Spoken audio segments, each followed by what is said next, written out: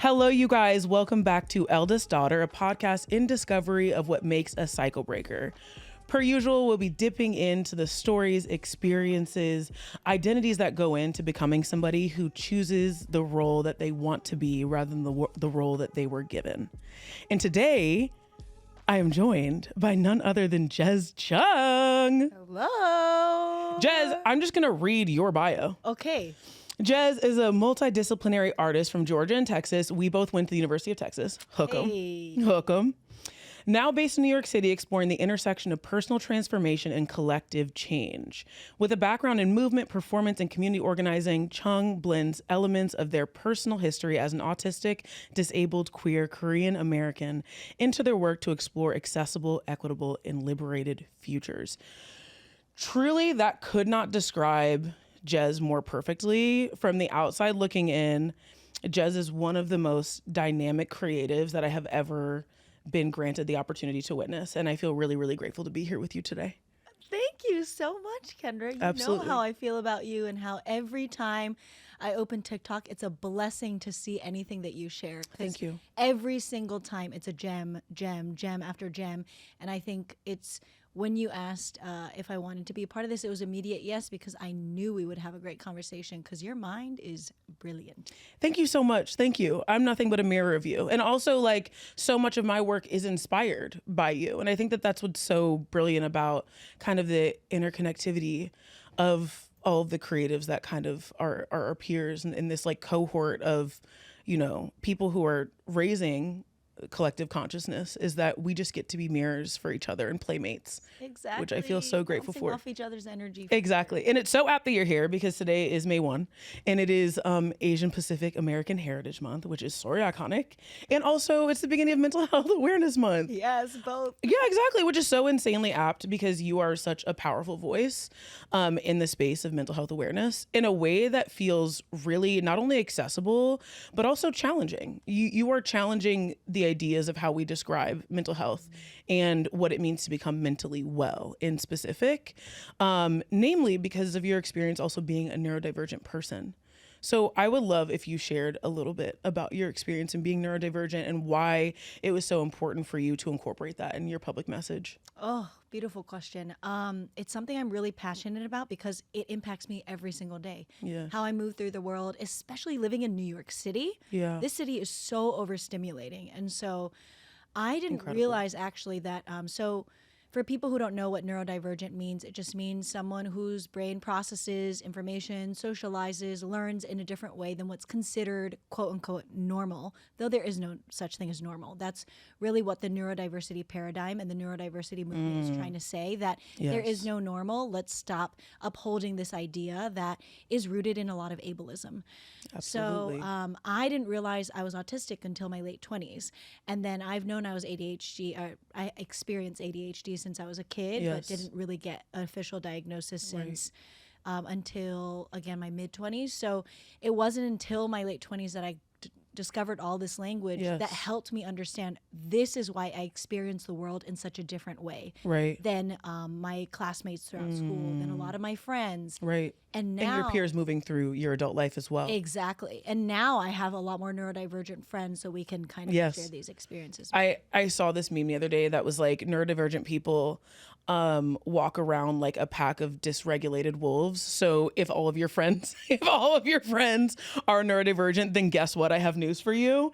And it's so funny because that is quite literally how I found out that I should definitely pursue a diagnosis in ADHD, which I was diagnosed with ADHD 2 years ago. And that was after really, really actively pursuing that with mental health professionals and also through TikTok, which I think is really interesting because we hear so much like kind of dogging the dissemination of information about both neurodivergence and mental health online. But for me, that was an awakening because I didn't understand that all the things that I had deemed to what you were saying, abnormal or dysfunction, was actually not only just a state of being, but also one of my gifts. And the more that I was kind of acting outside of my natural order in order to mask or in order to show up the way that neurotypical people expected me to, the more challenging my life would be. And I finally had this answer as to why I am like a self-employed person, and like why I'm obsessed with community and why I'm obsessed with all the things that I'm obsessed with is actually a part of my neurodivergence. Yes. But I was not able to own that before, you know, and wasn't able to, again, act within the order of my natural way of being. Yes. And you were somebody that kind of released me from that challenge, which is why I feel so strongly about you and your work. Oh, that's beautiful. What were some things? Well, first of all, I actually want to roll back to childhood, Jezz. I saw a post that you made in which you created a mission statement for yourself and your life's purpose at 12 years old. Yes. Which is like so iconic. And also you have Capricorn placements, right? 6. Okay. Wait, hold on. What's your sun sign? Capricorn. What day? January 2nd. I'm January 20th. I'm the day of the turn. So I've got that Cap rising, Cap Mars, and it is here. But to me, that makes a lot of sense that a 12-year-old child would have a personal mission statement with all those Capricorn placements. And you said, to strive to fulfill the potential of complete and utter happiness. Oh, I want to cry. We all bear inside ourselves, transforming each challenge life throws at you into a lesson of wisdom and strength to attain all your goals while maintaining your personal morals. Despite how corrupt the rest of the world may become, to stay true to oneself, even after enduring the best and the worst of life. Everything they do with the hopes. That's wild. Yeah. Like, I cannot believe that you had the sense of self, the sense of purpose, and the awareness of people outside of yourself at that time. Although now I'm sure looking back, you realize that was also part of a neurodivergent gift, is your ability to have perspective. Deep thinking, because, you know, hyperfixating, obsessing. And I think people who knock TikTok as a way of people diagnosing themselves are knocking this form of access. What TikTok does is give us access. Yes. And to people who historically have not seen people like them talk about their lived experiences, their actual experiences, Right. living with ADHD or being autistic. Mm-hmm. And yeah, I think that's a gift of being neurodivergent. It is. Deep thinking. And Yes. I've always been that way. And Totally. I always thought that there was something wrong with me for that. Because, you know, when you're young and you're sharing these things with people don't really want to talk philosophically. No, they don't. They don't. I actually had a really similar experience when I was young. I always say, like, growing up, I'd never had relationships with like cis, like socialized men. I never had like a lot of like boyfriends, and it's taken me a really long time to understand this. Obviously, part of that is #trauma, but also I realized that part of that was my neurodivergence, because something that I was really fixated with was being human, and I didn't understand at the time. It was because I didn't understand that naturally. I wasn't getting the cues in the same way that other people expected me to, right? But I also felt so deeply entrenched in the human condition. Oh, my in loving people and wanting to be accessible to them in the sweetest way. I can really give myself that. I really, really wanted to be known and to know people. Oh, that's exactly. I feel like that's me at my core too. I just want to love and connect with people. And there's a lot of stigma about autistic people, that autistic people are not social. And it's like, no, autistic people can be very social. It's just on their specific terms, and we just have different modes, and every autistic person is different, has different preferences for communicating. But it's interesting you say that, because a lot of autistic people I've heard say, like, I feel alien in this world. And a lot of neurodivergent people actually are really people of just any cultural differences, just say, I feel so different. A lot of queer people say this. And for me, yes, sometimes I do feel like an alien, and sometimes I'll say, like, yeah, I'm an alien, I'm not from this planet. But more so, I actually think I'm so deeply human. In a world that is constantly trying to shame us out of our humanity. Yeah, absolutely. I love that so much, because I think, as somebody who has frequently said that, and I think specifically I have often caught myself, especially in my early 20s, saying that I felt alien to love.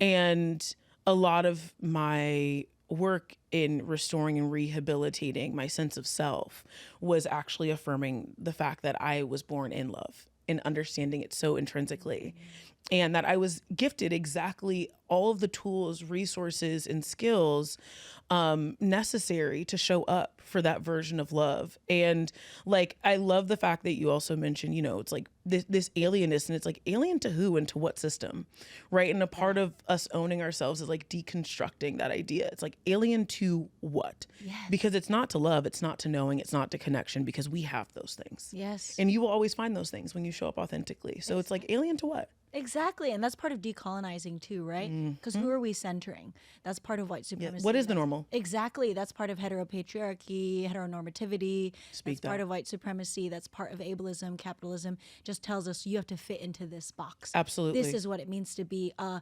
valuable human. Right. Yes. Let's talk about those boxes. So, we mentioned the 12-year-old mission statement of Jezz, which I'm obsessed with. I want you to describe to me what you were like as a child and how you feel like that mission statement. How have you been able to show up for that mission statement? What does that look like for you? What's the hero's journey? Because you've had a very interesting and like kind of unconventional, like you were in tech for a while and you moved out of that. I want to hear more about that. Yes. I was in advertising.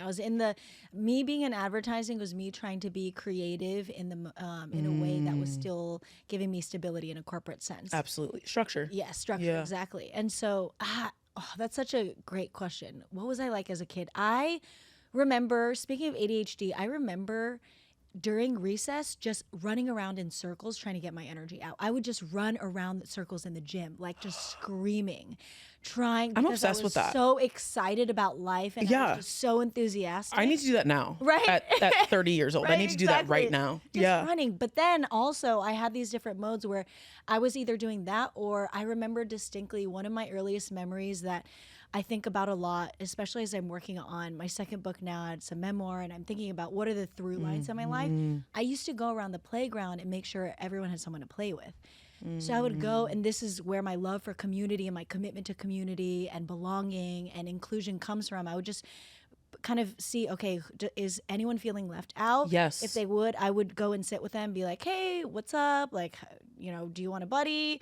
And then just make sure, like, I didn't want people to feel alone because I didn't see when we were all, on the playground together, why should someone feel alone? Absolutely. Why should someone feel left Right. out? So I remember, like, those are two kind of Did you feel personas. alone?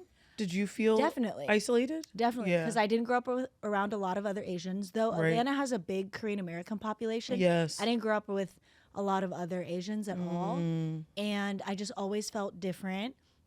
I didn't have the language of being Asian American. I didn't have the language of, I came into my queerness, in my mid-20s too, because I grew up in a really, talk about cycle breaking, I grew up in a really conservative religious household where we had to worship like 3 times a day.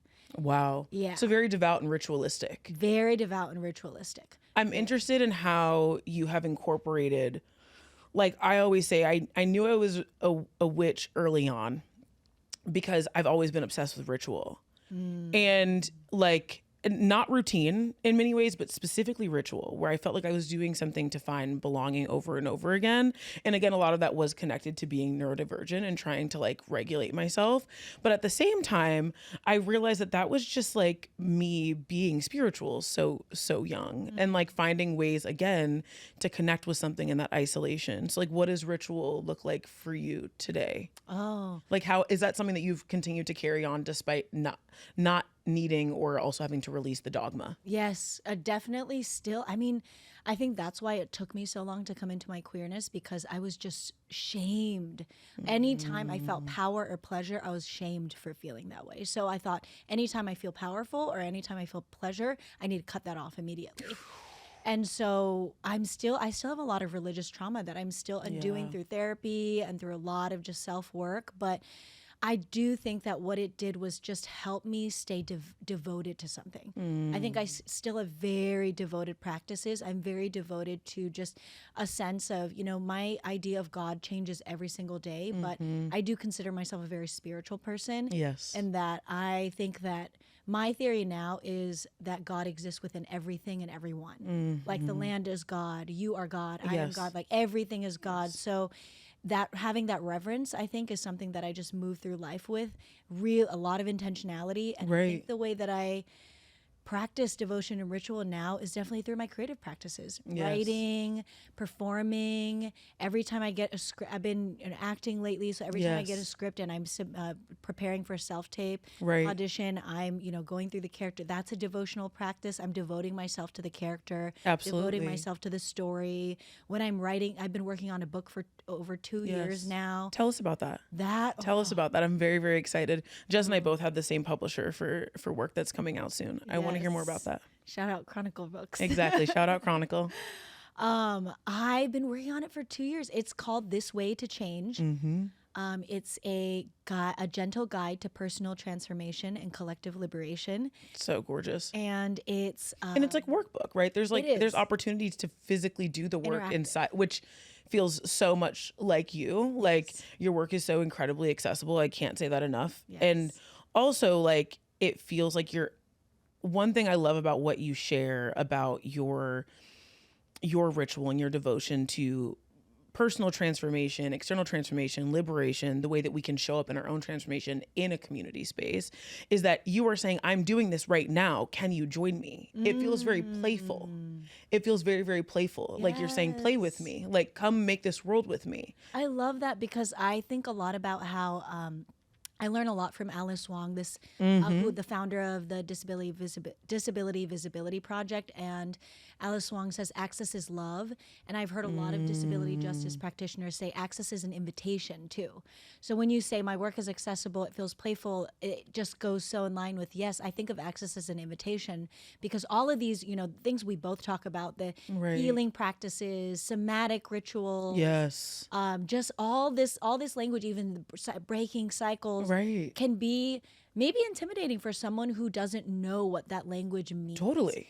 And then, but all this language is an invitation to say, oh, if you don't know what it means here, I'll break it down for you. Or here, Yes. just watch me And do it. it with me. And Yeah, do it with me. Exactly. So Yeah. I think a lot of why I wanted to make the book interactive was because of my ADHD and my, I just really need to be engaged in something. Right. And so a lot of the book is an invitation for people to engage with it, to practice it. There's a lot of practices in there. There's meditations, there's reflection prompts, there's journal prompts, there's care prompts of like how to, like one chapter is how to love like it's the most important job you have.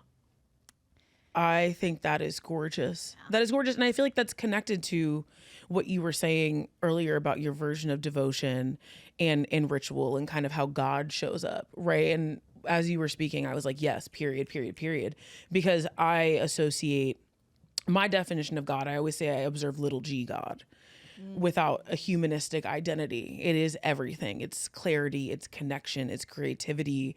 Any act that we take in showing up to love and allowing love to come to our aid, and that includes through creative endeavor. In relationships, we are showing up for God. We are God in that way. And it feels like that is another definition of that, or a way that you're expressing that is through that, like showing up for love. Like it's the most important job you have. Oh, I love it. that. And all those Capricorn placements too. Yeah. You're like, love is work. And don't forget it. It's Love labor, is work. care It work. is. That's a book by Leah Lakshmi Pyachna Summer Singh, Care Work, Dreaming Disability Justice. And it talks about care as work because it Yes. is. There's labor involved, but it's labor that just makes so much beauty out of our relationships to each other, to Yes, ourselves. totally. One of my favorite things about you, and to go back to the play, because I feel like it's just so obvious, is that you are constantly playing. You regularly participate in vocal coaching, right? And like your voice is beautiful and it gets more beautiful every week. And I love the fact that I get to share in that with you. I'm like, damn, they hit that note like they did it last week. Like that is so beautiful. Your makeup, the way that you dress, like I feel like an active participant in your life because I get to see who you are. And that feels like it's connected to a lot of things, right? I think that we develop that instinct again through social isolation or through feeling like you don't really get it or people don't really get you. And so instead you wear these things very loudly so that they have an understanding of you, which feels like really safe. It's a you feel like language. it is totally. Was play something that you were taught or like able to show up for as a child or as a young person? And when did you decide that was going to become a part of you? Like, would you identify play as a part of your cycle breaking or your expression, a version of your cycle breaking? Wow, I've never thought of it in that sense, but definitely. I think because I grew up in, it's interesting because I grew up in a very religious conservative household, but my mom's an artist. So there was this kind of dichotomy. Like what medium? Painting, sculpting, Wow. crafts, like just so crafty, oil, pastel, just Yes. truly an artist in that she can just see things and just make things beautiful. Yeah, re-envision, reimagine. Yes, yeah. So I grew up around a lot of art. Yes. My mom's also an art teacher still to this day. So she was always teaching art. She tried to teach me to paint a few times. It never really stuck, but there was always paintings around. Totally. But it was also like paintings of Jesus. So it was this kind of, this it had idea. its limitation. It was like, express your creativity, but do it for God. So do it for someone outside of yourself. In a big G God. In not a big G God. Yeah, exactly. Yeah. So it was always kind of giving power away. And so I just always, I have this line in, because my book is also poems too. I have a line in a poem. I grew up in a family of women who built sanctuaries and everyone except themselves. So they were very much like, okay, I'm going to. That is so deeply powerful. Yeah, it was very much just giving this gift away that they had and not really claiming it themselves. So I think growing up, I kind of made this almost silent vow to myself, no, I want to own my power too. Yes. Because I think that there is so much possible when we understand our power and we own that power. Yes. And then we're able to share that power. Right. So I think when you become the sanctuary. Exactly. Right. Yeah. With that, I always tell my friends and people that I love when we talk about kind of working through reciprocity, which is something I want to dip into with you because you are such a deeply generous spirit and everybody just receives the gifts of your existence. And while you're talking, I'm thinking about so much of what can become ingrained, especially as somebody who was socialized as an Asian American, Korean American woman. I am curious about how you came to understand what it means to receive. And for me, I always say people should never come to a house of worship without an offering. And I consider myself to be a house of worship in a space where we can all rejoice in the reality of love and belonging and being here in the human existence. But I expect people to come with something in the same way that I have, because I do that for them. So I'm curious about how you have come to receive, how you learned radical receptivity, if you're still learning it, what it looks like to be able to receive as much as you give. Oh, Kendra, that makes me emotional. I'm experiencing that right now.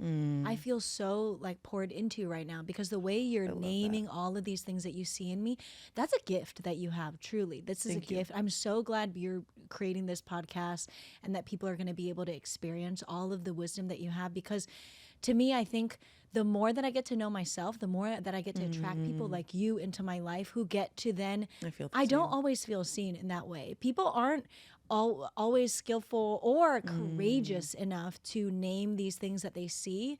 And that's a practice I've always been in since I was young. If I think something, I will say it. If I feel something, I'll say it. Yes. And a lot of the time, because my heart has always been so open to love, I see a lot of love. So I name it. And I think a lot of the time people can be either intimidated by that or scarce. Scarce, totally. or just they're not used to it. And I understand it, hashtag trauma. Yeah, exactly. Pain. Absolutely. But I feel so, to your question of when do I feel poured into, when do I feel received, moments like this in conversation. Lately, I've been thinking a lot about how conversations are my favorite creative practice.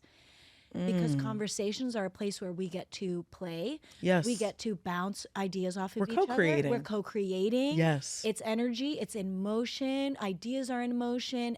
We're sharing our experiences. Right. But that's not something that, gets to happen all the time in such a joyful way. So the way that I feel so seen and held and just so joyful and in our conversation now, I feel poured into. This is a moment of reciprocity for me. I feel the same way. I've actually never heard anybody express that explicitly, but I feel the same way. To me, conversation and opening up the throat chakra, allowing space to be heard, but also it's so interesting.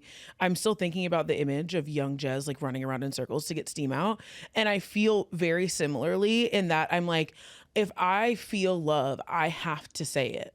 I have to say it because otherwise it's going to stick with me and it needs to be out in the world. I can't have it in my body anymore, and that just is the natural flow. That's a flow state for me. And it's so interesting that you're able to pin that so many people, for whatever reasons, are limited in their ability to do that. And therefore, you may not receive it so intrinsically, or it's not always a two-way street. It's so fascinating.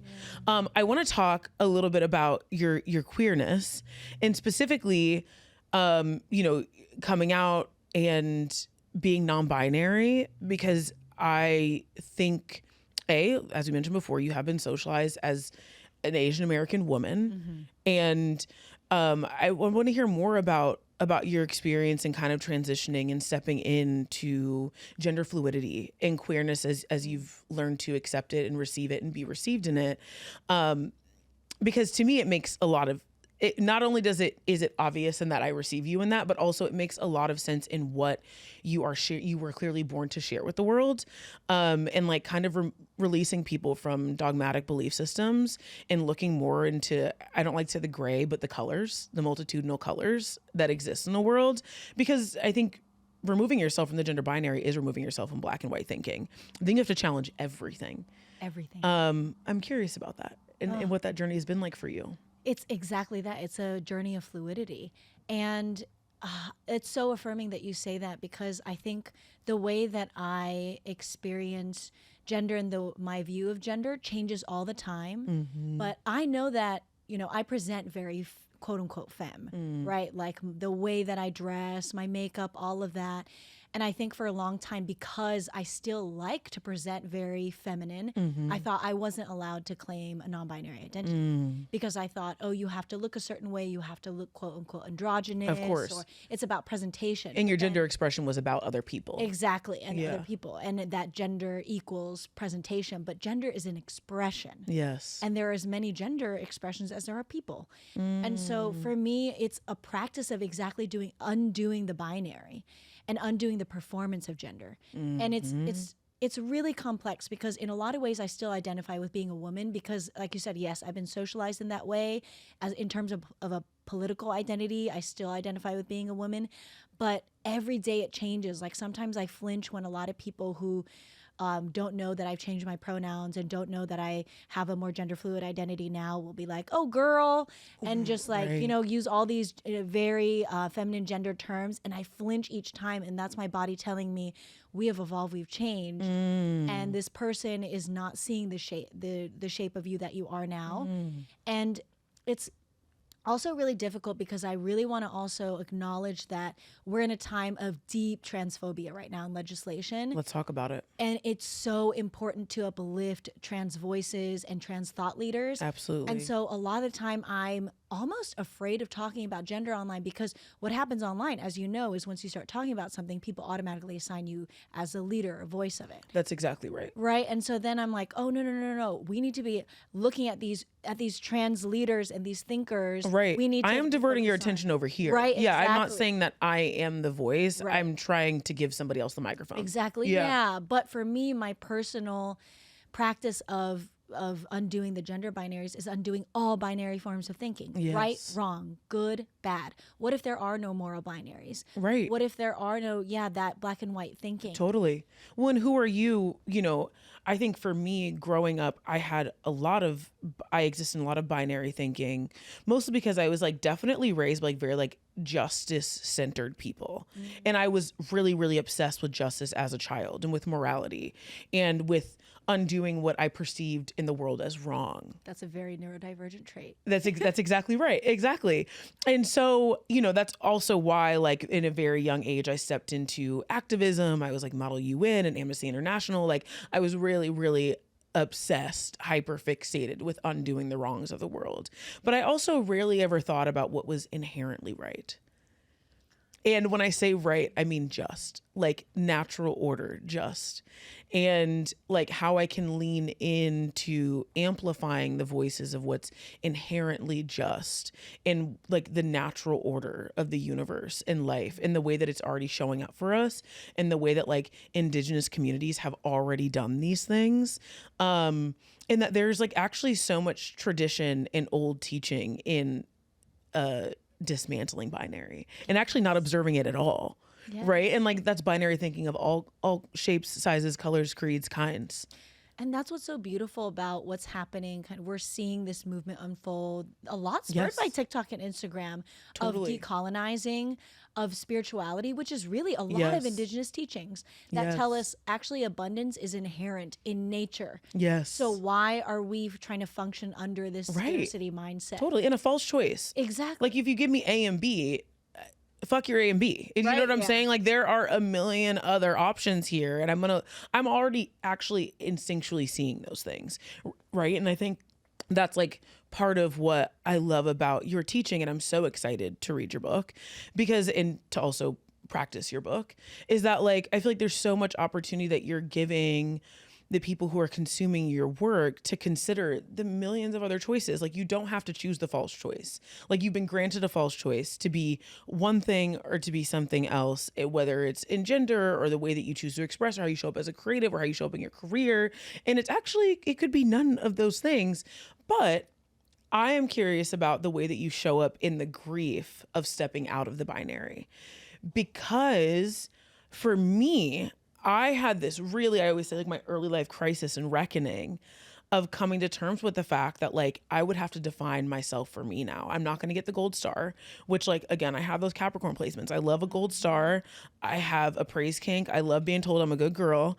And now I'm not going to get that anymore because people are not going to see me with this like hugely lauded, job and title and an income that they deem worthy, even though I'm doing okay. Right. Like me and my people were good, but like, I'm not going to get that like round of applause for being me in the same ways and by the same people who I may have once wanted that from. So what does that look like for you? Oh, that's why I wrote the book, to grieve myself, to grieve all the versions of myself, because it's called This Way to Change. And it's this double entendre of this way. Here's a way. There's many ways, but here's one way. And every page is a different way. It's also like this way to change, like a directive, like let's change. Let's all go here together. It's by this, it's really inspired. The thesis of the book is inspired by what Grace Lee Boggs taught. She taught transform yourself to transform the world. And when you transform yourself, you are going to grieve all the versions of yourself that you have to let go of in order to step into, really, I believe deeply everyone has a calling in life. Yes. And I feel like you and I are both right in our callings in a lot of ways. And that's why we do the things we do and talk about the things we talk about. Yes. But there is a lot of grief and grieving the standards, grieving ideas, grieving ideals, grieving values too, valuing, money, currency. Absolutely. And now valuing love, valuing, kind of validation, and then valuing friendship. Right. Right. Absolutely. Just different value systems. Totally. And like a version of love that actually feels like it's a part of your natural order and not what you were told is love, which is often violent and transactional and icy and very Western. Are we getting away from that term? I feel like it's a little bit American centric.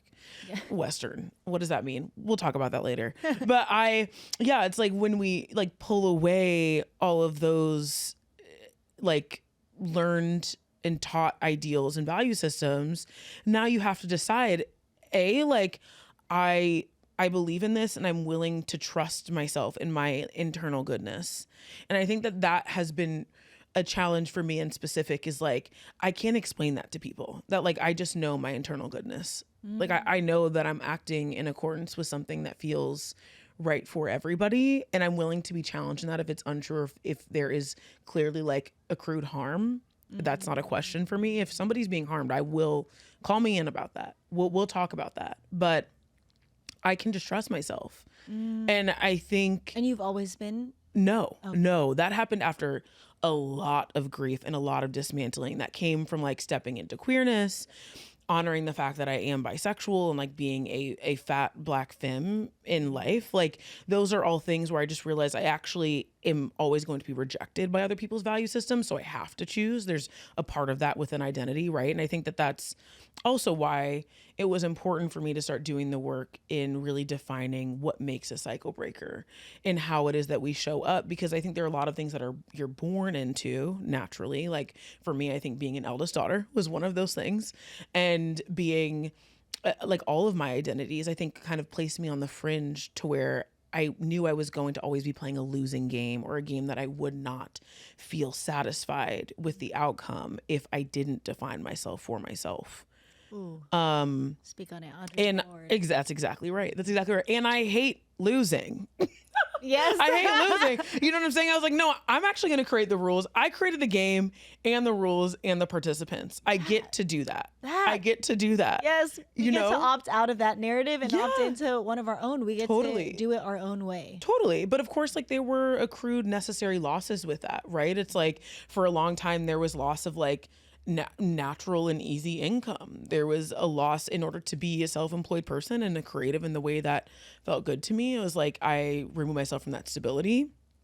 I removed myself from the stability of a lot of my, familial inherited relationships, like in the way that they stood, the relationship with my mom and my dad and my brother and my sister and my extended family and my relationship with faith and my relation, right? Like all of those things are going to shift. And to your point, I also came to this grand, like I am also transforming my relationship with love and grieving that because like as Bell Hooks says, it's like the majority of us were actually raised in something that wasn't love at all. It could have been care, right? It could have been a presentation of love. It could have been just straight up violence, control. Yeah. That's exactly right.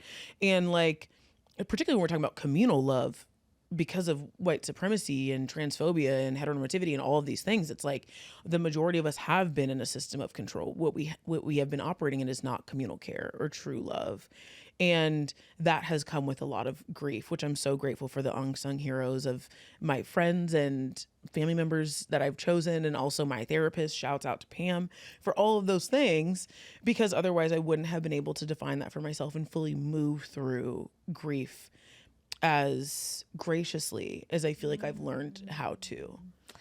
It takes so much discipline and courage to do that combination, because it's so easy. There's a lot of times where I'm just like, should I just be like everyone else? Yeah. I try, and then I'm like, I physically, you can't, psychologically can't. Somatically, I'm sure you can't. Yeah, I just can't. Right. But I wish sometimes that wishing. Yes, totally. And it takes a lot of discipline and courage to be like, no, I'm going to continue breaking these cycles. I'm going to continue choosing my path in life. Right. I'm going to continue trusting and loving myself, because really trusting yourself is an act of loving yourself. Loving yourself is an act of knowing yourself. Absolutely. I love that. Absolutely. Because I think so many people, like everybody loves asking a fat woman, how are you so confident? And I have started to answer the question. It's like, I don't actually pray to the altar of confidence. I'm looking for self-trust. Like when I'm doing work to trust, because confidence to me feels really fickle and is dependent on the reception from the people around you. And there are going to be many times in my life when I'm in a room, not only as a minority, but just as a sense of friction to the value systems that exist. Yeah. Right. And so like, I can't depend on confidence in those moments because I won't feel that way, but I have to trust myself, and that's the devotion there to me and my community that invisibly in that moment exists with me. Right. Yes. So a couple other questions. What are, as such a prophetic storyteller, I'm curious about the story that you tell yourself about who Jezz is and who they're becoming right now. Oh, Kendra, all your questions are really landing so softly, like right in the middle of my heart. I love it. That's exactly where I want to be. I love a good question. That's where I want to be. I want to be in your heart. I want to be in your heart for forever. Yes. Lately I really, this is what, the May 1st, 2023, I feel like I am an era and a season of evolving as an artist. Big time. Yes. Big time. And here's why. I think for the first time, I look at my life and I'm big on lifestyle designing the life that you want to live. Yes. And especially as someone who's autistic and, experienced ADHD and chronic episodes of depression, anxiety, all these things, I am so adamant on making sure my life feels easy and joyful and valued and intentional and thoughtful. And I've been working so hard towards doing that. And now I feel like, okay, I look at my life and I'm working on my book. I'm in the final stages. You're starting a podcast, right? My podcast comes out tomorrow. Yes. Dreaming so huge. Different. Dreaming Different. Deem Journal. It's with Deem Journal. Yes. And it's all about building the future through a neurodivergent lens. I can't wait. And then I'm also just joined the New York Neo-Futurists, which is an experimental theater company. And they do shows every Friday and Saturday. And it's all short form plays, 2 minutes or less. I can't wait to show up. I'm going to be in a 5-week run starting August. Oh my gosh. Yeah. Congratulations. Thank you. And Congratulations. it was really like, it was the most intense and most creatively fulfilling experience auditioning for that. And so doing all of that and writing plays for the first time. I've never written plays before. Writing plays and performing them and being part of this ensemble, I feel like, and doing all of these different projects, I'm looking at my life and I'm seeing all of these seeds I planted. Right. And they're not yet, trees and like giant flowers, but I see them sprouting. And that's a really beautiful It's your turn. feeling. It's your turn. Right. I feel like I'm just, okay. Do you experience any doubt? When you tell me all those things, I'm like, I feel zero doubt about that for you. Oh. So I'm curious if you experience any doubt and how you tend to that doubt. And as we're in Mental Health Awareness Month, what does it mean to tend to those bouts of depression that are going to come, or the feelings of fear that come up while we're in our purpose? Like, what are maybe 3 or just a few or even one major kind of practice that you show up for? I think my doubt, speaking of depression, comes with my capacity, because I have such, again, 6 Capricorn placements. My ambitions are big. I want to write and create my own And you will show. have it. I want multiple books. And you'll have it. I want to go on multiple tours. I want reach. I want impact.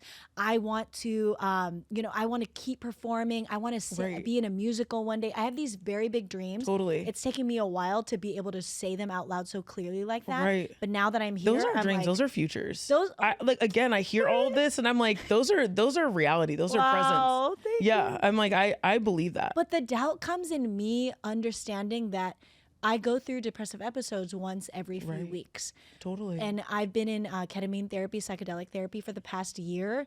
So I have been able to raise my baseline, raise my mood. But I've been experiencing this since I was a kid. I think it's going to be for the rest of my life to some extent. Right. It might not be as intense. Of course. And then also being autistic, I get so overstimulated. So sometimes I'm like, if I want to act and I want to be in shows and films, how am I going to be on set for 16 to 17 hours a day? And how am I going to do all this? So a lot of the doubt comes in, how am I going to pace myself through sustainably show up. Sustainably show up. Yes. How do I do that? If I have all of these different dreams, because sometimes I do get the world's voice in my head, like, you can't do all of it. You're being too ambitious. Right. You can't have that many talents. You have to cut down. You have to focus. But I'm like, no, in my heart, I want to write, act, perform, sing. I want to. Those things are on my chest right now. Yes. They're begging me. They're pounding at my chest and begging me to release them. Yeah. So I just, to your question of what do I practice, I just practice affirming myself all the time. Literally wake up, just write affirmations. Go to sleep. I have YouTube affirmations playing while I sleep. Yes. Like sleep hypnosis, affirmations, healing frequencies. I meditate. You're feeding like a new web. Yes. You're feeding a new web. Okay. The meditative practice is huge for me too. Like, I just realized I need to hear my own voice before anybody or anything else's. Right. Like, that is so essential for me. And again, that's a part of like relearning my own internal voice, kind of seating my own voice at the throne of other people's voices and society's very loud voice. And I find that it's also just, again, it's that baseline, that gentle baseline that we learn how to trust, which is like, I actually know myself pretty well. And every single day I'm giving myself more tools to know myself better. And like, I can't let my fear of not having that knowing like run away with my dreams. Right. It's like, I have to be present for them. I deserve to be present for them. And you deserve to be present for yours. Thank you. It's about that. It's being present for it. Yeah. Because if it's happening within us, that means it's happening, multiverse, everything everyone wants. It's happening. Yeah. The future, anytime I feel like that calling or the pull, that's future me telling me, hey, this is what we should go. Let's go. That's here. exactly right. And you know it so deeply. Do you know what your human design is? I'm a projector, so I'm wait for the invitation. Yes, yeah. I'm a manifesting generator, a 5/1 manifesting generator. And that is also like waiting to respond, like trusting kind of that sacral and like knowing that gut instinct and like not initiating just because it often comes from a place of lack. And the more that I feel like I was able, per usual with spiritual languages, I'm always so grateful for the fact that I feel like they just give me words to place on the things that I already know, right? So I feel like I've always known that I was supposed to be like multi-hyphenate and multidisciplinary, and that I would in fact do all of those things in my own time, and that I would need other people to make it happen, like other energy to make it happen, right? So like it feels like it's also kind of gratifying the part of that inner child in me that always felt like I would be alone in this journey with these big dreams, like that young, very Saturnian, Capricornian like weight of like everything is on me. I feel like as I've gotten older and stepped more into community care, I'm realizing that like a part of my waiting to respond is also trusting that the universe will bring me the hearts and the minds and the voices that I need to make this happen, because it won't just be me, and it will never be just for me either. That's what manifesting is. It's a collaboration with the universe. It is. I think that's something that a lot of people don't understand about. It's not just about claiming what you want. It's claiming what you want, believing that you deserve it, and trusting that the universe is supporting you in the pursuit of it. Totally. And that it's like actually like a part of the world's like raising the vibration, you know what I'm saying? Bringing good vibes is that like, we're not just doing it for us. Like I'm such a firm believer that like I and everybody around me, you said like we all have a purpose, we all have a gift, and we all have many gifts, and like we're going to make it happen, not just for us, but because the world needs it. Like the world needs us to be in our highest and most colorful expression. Yes. And I really believe that. And you're such an ode to that. Your presence, your gifts, such an ode to that. To wrap up, I have to ask you, what would you say if you were to name 5 ingredients in the recipe of being a cycle breaker? What would you say they were in your own personal experience? Devotion, which, you know, also, I guess discipline also. That's wow, so sweet. Capricorn again. Yeah, it's there. Out. It's Devotion there. And but discipline. you talk your shit. You talk your shit. Belief, like deep belief that what you want is possible and that a different life is possible for you. Absolutely. It's vision. Also pleasure. Deep pleasure. Pleasure Understanding activism. that, yes, pleasure activism, Adrienne Marie Brown. And really intuition. Is that 5? And what was it? We said okay, devotion, discipline, but belief, pleasure, intuition. Okay. I love it. Yeah. I love it. And I think that intuitive nature you've spoken to a lot today, and like you're just deep knowing. Yes. Wait, one more thing. Also safety, because for me, everything stems from a sense of safety, which is why I feel safest when I'm with other queer people. Yes. When I'm with other queer people of color, when I'm with other disabled, neurodivergent queer people of color, I'm like, all right, we are safe because we're good here. We have so much shared language, and I know that I can just relax. And when I'm relaxed, that's when we can heal more. That's when there's just more opportunities. Right. Well, and again, you can respond rather than react. You can actually be present in that moment.